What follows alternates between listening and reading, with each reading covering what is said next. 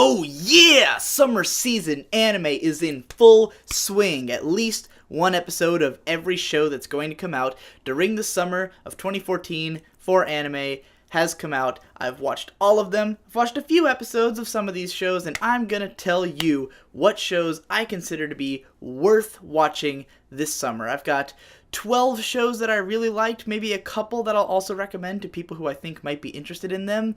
Let's get rolling. First off, my personal favorite show of the summer season has to be Monthly Girls' Nozaki-kun, or Gekkan Shoujo Nozaki-kun. This is a cute, hilarious show based on a 4-panel comic, a shonen manga that's actually a parody of shoujo manga. It's about this girl who falls in love with a boy in her class, only to find out that he's actually a shoujo manga artist who has drawn one of her favorite manga. She didn't realize, but she fell in love with him anyway, and through a misunderstanding, she ends up being his assistant in drawing manga. If you come into this show expecting their romance to progress, you will probably be disappointed, but if you really enjoy just hilarious antics, constant subversion of romance and shoujo cliches, and just really funny stuff with really likable characters, more than anything what this show has is a lot of characters that I just love. All of them are great, so highly recommended for comedy fans and anyone who likes that sort of shoujo flavoring. Up next, opposite end of the spectrum, Zankyo no Terror. If you haven't seen it already, I did a 23-minute analysis of just the first episode to prove how this show is so well directed and so well written. Oh, there's not much else to say about it. Episode 2 may or may not be out by the time this video gets out, actually. It should be coming out today, but nonetheless, the first episode was fucking amazing. It was just so well put together. I don't really know enough about the characters or the story or anything to really say what I think it's going to be like in the long run. But if it is as well directed and as well animated as it was in that first episode consistently, then it will have my attention for as long as it needs it. Getting back on the cute side of things, Barakamon is this adorable little show that takes place in a Japanese island, a southern island of Japan. It's about a guy who was a calligraphy artist who was insulted by a critic who basically told him that his calligraphy is too standard. And so he punches the critic in the face and ends up having to leave Tokyo and go to this island in the middle of nowhere. He meets this adorable little girl who's just really fun, and the whole town is like this really small town. Everyone knows each other, totally different experience from what he's had, and he's trying to get inspiration to improve his calligraphy. The show is mostly comedy. There's little bits, little sprinkles of like good character development and drama with the lead, with some of the other characters on the island. So it's a lot of just sort of wacky hijinks with these little moments of clarity dispersed in between, and I think it works really well. First 2 episodes both made me laugh a lot, so I'm gonna keep watching it for sure. Up next, the show that I expect to get stupidly popular this season, and that I actually think maybe deserves it a little bit, is Tokyo Ghoul. This is a very violent, dark, and macabre show about this kid who basically gets turned into a ghoul, which is a sort of like, not quite vampire or zombie, but they're these super-powered beings who eat humans, and they just live among humans in the city. And the main character gets turned into one after an organ transplant where a ghoul has some of her organs put inside of his body. And so he has to sort of learn to adapt to being a ghoul and being someone who has to feed off of other human beings. It's very dark. It's very grim. It's a lot of fun. It's well put together. This show could be so stupid, but because it's well directed and well made, it ends up being fun to watch. And I think people who like those sort of dark, violent shows are definitely going to find a lot to like with this one. Up next, Love Stage. Very cute romance show. Pretty much straight romantic comedy. And I say straight, but it's actually a gay romantic comedy. It's about a young man who's very effeminate, who had done a commercial when he was a kid where he dressed up as a girl, and they're trying to reenact the commercial with the adult versions of the characters, and it's like a wedding scenario, and he has to dress as a woman again, and there's the other actor has been in love with him all this time under the assumption that he was a woman, so the two of them sort of meet up, and it's, they're going to have a romance. There's not entirely sure where it's going, because it's only had 2 episodes, and most of them have been set up, but the characters are really fun. The main character especially is super likable, super adorable. I fucking love him, and his dynamic with the other characters in the show is entertaining to watch, so definitely one I'm looking out for and excited about. Up next, this one is not a new show, but it is a re-edited version of an old one, Psycho Pass, one of my top 5 favorite anime of all time as of seeing it last month. I did an analysis video on it. You can check that out. I'll probably link it below or something. I fucking love Psycho Pass. The original was a 22 episode show, and what they're doing is they're editing it down so that they're making each 2 episodes into one. So it's going to have 11 one-hour episodes. They've added little bits of new footage in there. Nothing too significant, but there's no reason not to watch the new version if you haven't seen the original and you want to watch it weekly. I'm doing videos about it just like I am for all of these shows weekly on my DigiDoes Anime channel, and I'm just psyched because I love Psycho Pass. I realize I have not described the plot for you at all, but it doesn't matter. You should watch it because it's good. If you like violent, very psychological, it's really about psychology.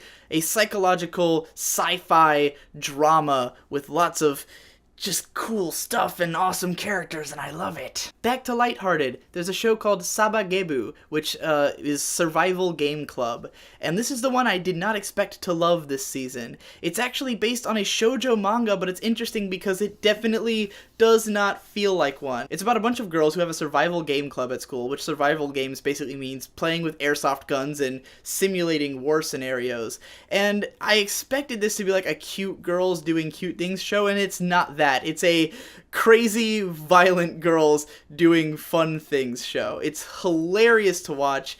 The main character is this spiteful, vengeful bitch, and all the other characters are very violent and fun, and it definitely feels like it's subversive of what you would expect from shoujo manga. These are not girly girls. These are girls who do fucking professional wrestling moves on one another and shoot guns and murder each other. And it's not violent in like a dark sense. It's all comedy. It's straightforward comedy, but it's fucking hilarious. Up next, if you want to calm down a little, calm your jets, watch a very slow, more mellow show that's a romance. Aoharu Ride, or Blue Spring Ride, is a very solid shoujo romance series. It's about just young, high school students in love sort of thing, and about identity and sort of learning who you are. The main character girl was like a girly girl when she was in middle school, but other girls all sort of hated her. So she's trying to put on this persona in high school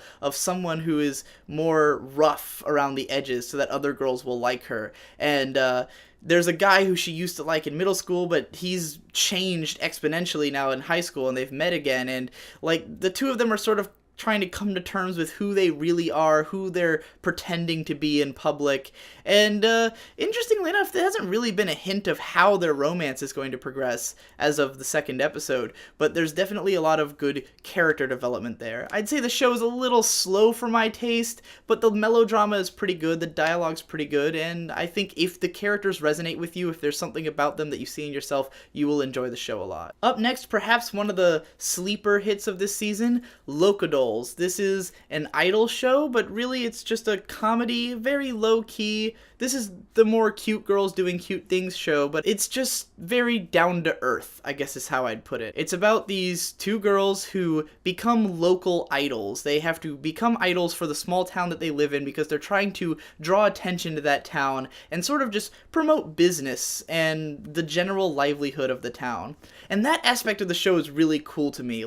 The way that they go about helping the town to grow feels really cool, and the characters are really likable and cute, and if you buy into the characters, you're gonna enjoy the show. Me and my cousin have really been into it, and so I recommend it. Up next, if you just want some really over-the-top, violent action shows, then you need look no further than Akame ga Kill and Tokyo ESP. Both of these shows are just balls-out action shows. Akame ga Kill is more of a grimdark story, which is weird because it's also a comedy, and it just like will juxtapose like horrible torture and murder and gore against just haha jokes. It's weird, but it kind of weirdly works, at least in my opinion. I mean, it's definitely a your mileage may vary case, but if that sounds good to you, if the idea of like someone getting horrifically murdered and then like jokes, if that idea sounds like something you'd enjoy watching, you'll probably enjoy Akame ga Kill. Tokyo ESP is less humor, more just straight action, but it still has a sort of light vibe where it's just like action, violence, oh, everything's cool, everyone has superpowers. It's very X-Men. It definitely takes a page from the X-Men playbook, and I don't know, the first episode was fun, and I don't know where it's going to go, but both of these shows, if you want to watch a violent action show, then they're both going to fulfill your needs.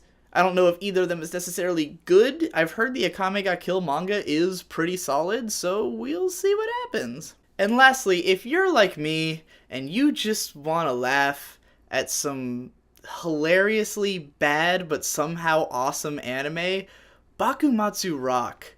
I don't know what it is. I love this show. Me and my friends have been watching it just to laugh, and I don't think we're laughing at it. I think we're laughing with it. I don't want to say it's bad, because it's very entertaining, and I think it knows what it is. But this is a show that's set in the Bakumatsu era of Japan, as in samurai times, as in people carry swords, except it's a pretty boy idol show. It's got the Shinsengumi, which, if you don't know who that is from watching Rurouni Kenshin or something, they were like the samurai police, except now they're idol singers, and they have microphones and stages and lights and cameras and guitars, electric guitars, that aren't plugged into anything. That just exist and they make noise. And my point is, it's stupid as hell, but it's very entertaining in a stupid way.